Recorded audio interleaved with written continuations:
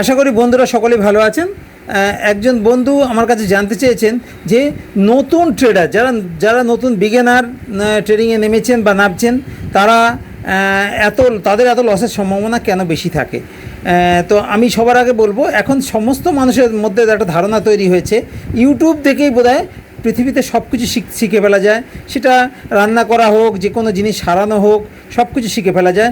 সুতরাং এই ধরনের ট্রেডিংও কেন শিখে ফেলা যাবে না? কারণ যেহেতু ট্রেডিংয়ের উপরে হাজারে ভিডিও অলরেডি আছে ইউটিউবে, সেখান থেকে শিখে ফেলা যাবে এই ভেবে ইউটিউব দেখে ট্রেডিং করা শুরু করে দেয় সবাই, চেষ্টা করে।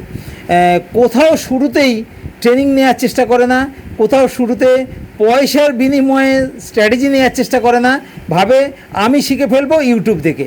এই যে ইউটিউব দেখে শেখার প্রবণতা, তার ফলে কি হয়, 99% ভুল রাস্তার দিকে এগিয়ে যায়, ফলে টাকা লুজ করে ফেলে।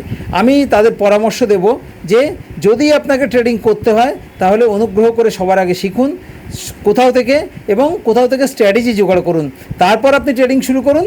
দেখবেন লসের সম্ভাবনা খুব কমে যাবে, প্রায় না হওয়ার মতো, এবং প্রফিটেবল ট্রেডার আপনি হতে পারবেন। ট্রেডিং শিখুন, প্রতিদিন 500 থেকে 5,000 টাকা রোজগার করুন, শেখার জন্যে স্ট্র্যাটেজি জোগাড় করুন একটা, আর ডিসিপ্লিন ট্রেডার হন। ট্রেডিং শিখুন, ট্রেডিং করুন, সুস্থ থাকুন, ভালো থাকুন। ধন্যবাদ।